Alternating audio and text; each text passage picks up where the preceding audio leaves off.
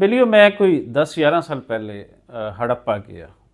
इस तो पहले हड़प्पा मैं नहीं जा पाया, हालांकि हड़प्पा मेरे बहुत करीब है, मेरे घर तो कोई 100 किलोमीटर दूर है। मैं क्यों नहीं जा पाया? इसकी वजह यही है कि सानू अपनी धरती तो तोड़िया जाता है और अपने उस प्राइड, उस अपने फखर तो महरूम रखा जाता है। ये महरूम क्यों रखा जाता है? मेरी वीडियोज़ दे विच अक्सर तुसीं सुनते रहते हो। मैं जदों हड़प्पा गया तो यकीन जानो मेरे ते जिस तरीके जादू हो जाता। मैं कि अगले 2 महीने मैं हड़प्पा के बारे में सर्च करता रहा कि हड़प्पा की सी, हड़प्पियन सिविलाइजेशन की सी। और मैनू ये फख्र होया कि ये हड़प्पियन सिविलाइजेशन साडी धरती की सिविलाइजेशन, साडे अपने लोगों की सिविलाइजेशन, इस हद तक हड़प्पियन सिविलाइजेशन 4-5 हज़ार साल पहले तरक्की कर चुकी सी कि अज की दुनिया अगर असी 50 साल पहले की देखीए तो लगता है कि हड़प्पियन सिविलाइजेशन उस तो अगे सी। हड़प्पियन सिविलाइजेशन ने मेरे ते जो जादू किया उस दे फिर बाद दे विच मैं कोई 2 महीने इस बारे बहुत ज़्यादा सर्च किया, बहुत ज़्यादा पढ़ा और मैनू ये फख्र और माण मिला कि ये मेरे ही वड्डियां दी तहजीब सी। दूसरी बारी मैनू इस ते जिहड़ा मेरे ते एक तरह का जादू होंदा है वो एक चढ़ते पंजाब की शख्सियत है, उन्होंने लैके होंदा है। मैं दसदा जावां कि वो कौन हैं और इन्हां दे नाल मेरी मिलनी किवें हुई। मैं शुक्रगुजार हाँ दलजीत सिंह जीती होरां दा, जिहड़े टोरंटो कैनेडा के अंदर रहिंदे हैं और असी वक्खो वक् शख्सियतां ते असी गल करते रहंदे हुंदे। एक दिन इसी तरीके गल हो रही सी पंजाब दीआं माण शख्सियतां ते मैनू कहंदे राजा साहब तुसी महिंदर सिंह रंधावा होरां नूं जाणदे हो? मैं कहा मैं तो नहीं जानता। तो उन्होंने अफसोस होया, कहंदे महिंदर सिंह रंधावा के बारे जितने लोग तुहाडे कोल आंदे ने तुहानूं किसी ने दस्सिया भी नहीं? मैं कहा नहीं, मैनू किसी ने नहीं दस्सिया।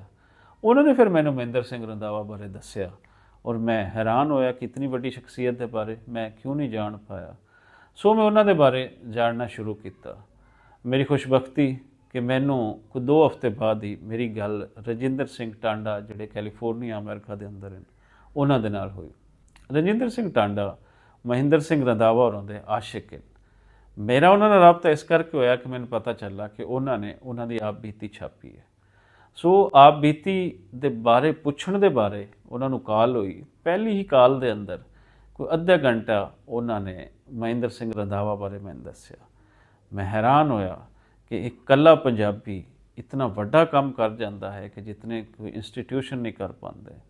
और मैं ये भी हैरान होया कि महिंदर सिंह रंधावा नूं जिहड़े ICS दे एग्जाम हैं और इधर साडे कंपीटीटिव एग्जाम हैं पाकिस्तान के अंदर, ਉਹਦੇ अंदर तो इन्हां दी आप बीती नूं पढ़ाया जाना चाहिए है, वो लाजमी होनी चाहिए है ताकि वो अफीसर जान पाण कि इस हद तक एक ICS अफीसर वो इतने वड्डे काम कर जाता है।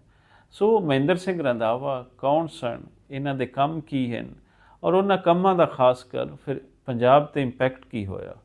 वो पंजाब जो 47 वेले मर मुक गया सी, उस तो बाद वो पंजाब किवें उठदा है और उस पंजाब के पिछे जिहड़े वड्डे लोगों का हत्थ है उस दी तरक्की दे अंदर उनके अंदर महिंदर सिंह रंधावा है।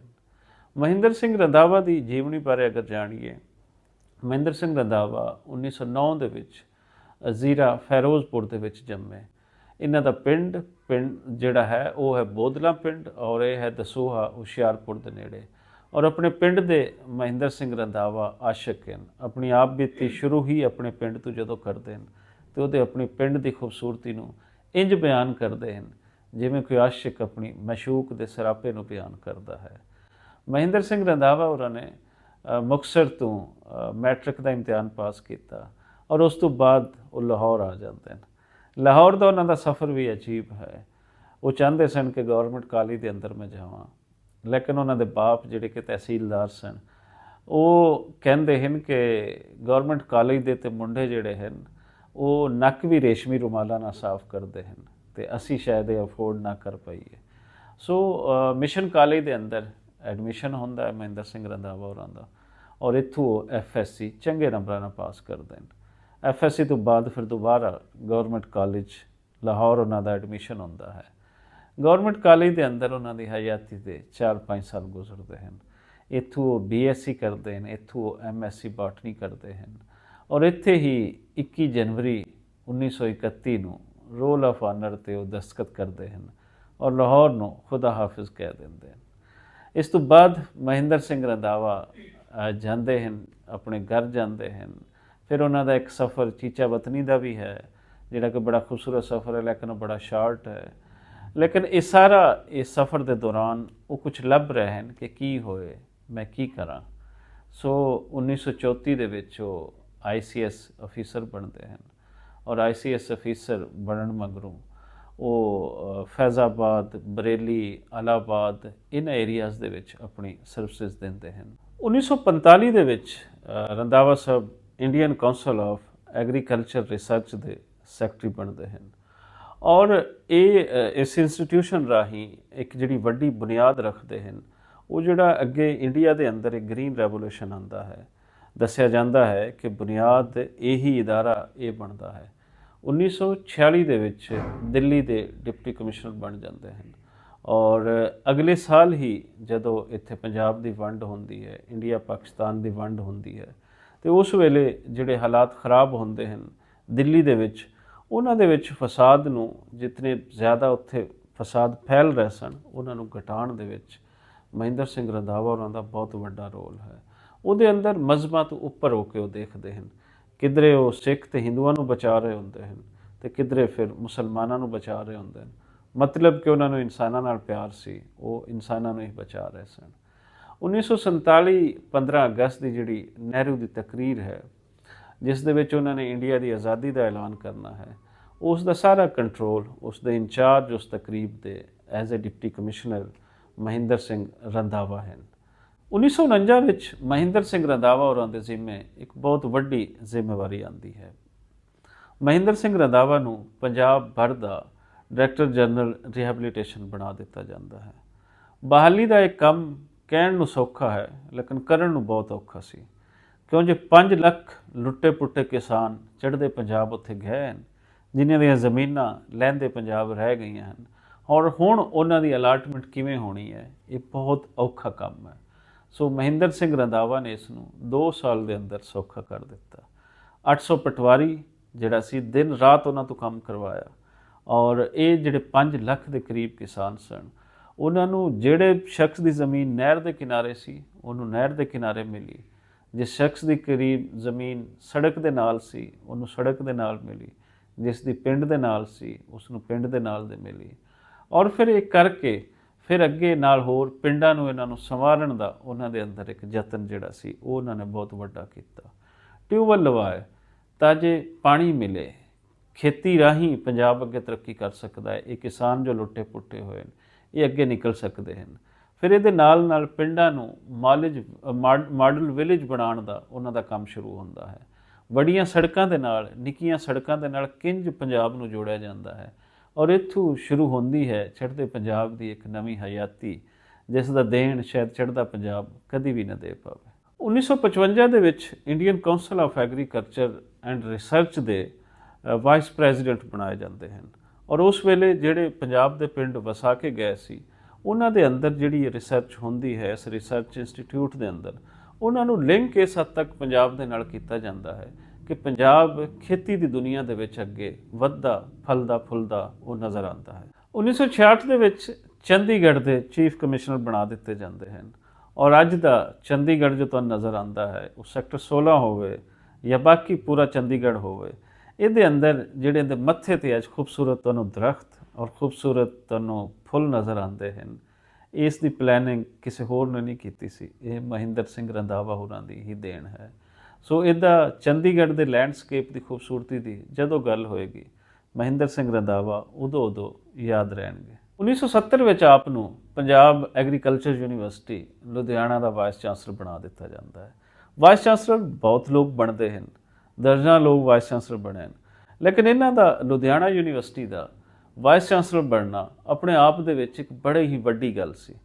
ਉਹਨਾਂ ਨੇ ਹਰ ਡਿਪਾਰਟਮੈਂਟ ਦੇ ਅੰਦਰ ਜਿਹੜੇ ਕਰੂ ਲੋਕ ਸਨ, ਉਹਨਾਂ ਨੂੰ ਲੱਭ ਕੇ ਰੱਖਿਆ, ਔਰ ਇਹੀ ਗੱਲ ਹੈ ਕਿ ਐਗਰੀਕਲਚਰ ਯੂਨੀਵਰਸਿਟੀ ਲੁਧਿਆਣਾ ਉਸਨੇ ਇਸ ਹੱਦ ਤੱਕ ਅੱਗੇ ਰਿਸਰਚ ਦੇ ਅੰਦਰ ਹਰ ਥਾਂ ਦੇ ਅੰਦਰ ਤਰੱਕੀ ਕੀਤੀ ਕਿ ਅੱਜ ਐਗਰੀਕਲਚਰ ਯੂਨੀਵਰਸਿਟੀ ਦਾ ਨਾਂ ਨਾ ਸਿਰਫ ਇੰਡੀਆ ਦੇ ਅੰਦਰ ਚਮਕਦਾ ਦਮਕਦਾ ਹੈ, ਬਲਕਿ ਪੂਰੀ ਦੁਨੀਆ ਦੇ ਅੰਦਰ ਉਸ ਦਾ ਨਾਂ ਹੈ। ਮਹਿੰਦਰ ਸਿੰਘ ਰੰਧਾਵਾ ਇਹ ਵਾਈਸ ਚਾਂਸਲਰ ਦੇ ਰਹਿੰਦੇ ਹੋਇਆਂ ਨਾਲ ਅਗਰ ਦੇਖੀਏ ਇਸ ਤੋਂ ਪਹਿਲੇ ਔਰ ਬਾਅਦ ਦੇ ਵਿੱਚ, ਤੇ ਇੱਕ ਹੋਰ ਵੱਡਾ ਕੰਮ ਜਿਹੜਾ ਪੰਜਾਬੀ ਰਾਈਟਰਸ ਲਈ ਕੀਤਾ ਸੀ, ਜਿਹੜਾ ਪੇਂਟਿੰਗਸ ਬਣਾਉਣ ਵਾਲਿਆਂ ਵਾਸਤੇ ਕੀਤਾ ਸੀ, ਜਿਹੜੇ ਸ਼ਹਿਰਾਂ ਵਾਸਤੇ ਕੀਤਾ ਸੀ, ਉਹ ਬਹੁਤ ਵੱਡਾ ਕੰਮ ਸੀ।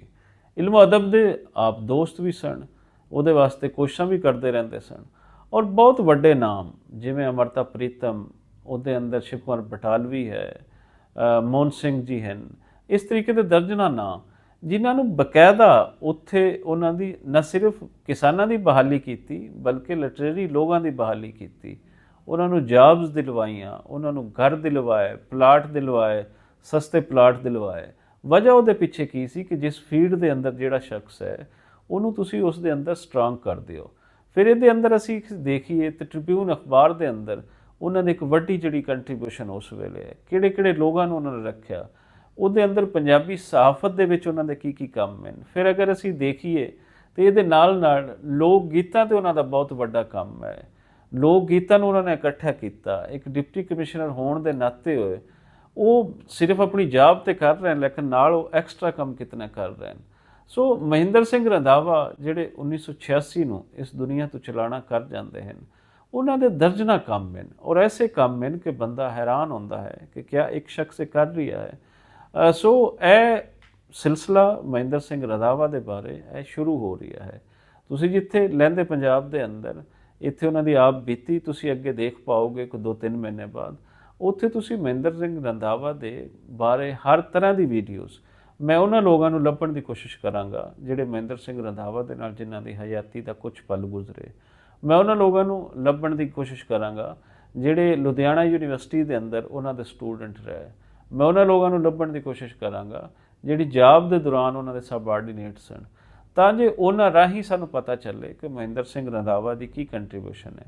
ਇਹ ਤਾਂ ਸਾਨੂੰ ਰਿਸਰਚ ਕੀਤਿਆਂ ਦੋਸਤਾਂ ਯਾਰਾਂ ਤੋਂ ਪੁੱਛਿਆ ਇੰਨੀ ਕੁ ਸਾਨੂੰ ਚੀਜ਼ਾਂ ਦਾ ਪਤਾ ਚੱਲ ਜਾਂਦਾ ਹੈ, ਲੇਕਿਨ ਇਹ ਕਰਨ ਦੇ ਪਿੱਛੇ ਇਹਦੇ ਨਾਲ ਲਿੰਕ ਕੀ ਕੀ ਚੀਜ਼ਾਂ ਹਨ, ਉਹ ਕਹਾਣੀਆਂ ਕੀ ਕੀ ਹਨ, ਉਹ ਕਹਾਣੀਆਂ ਤੁਹਾਨੂੰ ਮੈਂ ਸਾਰੀਆਂ ਸੁਣਾਵਾਂਗਾ। ਔਰ ਅਸੀਂ ਇੱਕ ਲੰਬਾ ਸਿਲਸਿਲਾ ਮਹਿੰਦਰ ਸਿੰਘ ਰੰਧਾਵਾ ਦੀ ਜੀਵਨੀ ਨੂੰ ਲੈ ਕੇ ਚੱਲਾਂਗੇ।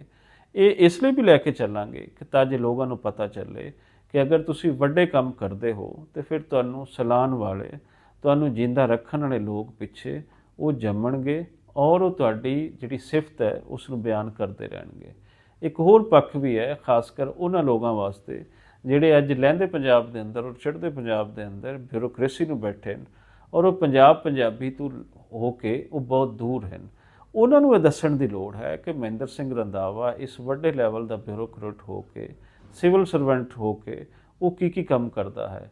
ਸੋ ਅਗਲੀ ਕਿਸ਼ਤ ਦਾ ਉਡੀਕ ਰੱਖਣਾ, ਛੇਤੀ ਹੀ ਮਿਲਾਂਗੇ ਔਰ ਇਹਦੇ ਅੰਦਰ ਮਹਿੰਦਰ ਸਿੰਘ ਰੰਧਾਵਾ ਨੂੰ ਫਿਰ ਡਿਸਕਸ ਕਰਦੇ ਹਾਂ।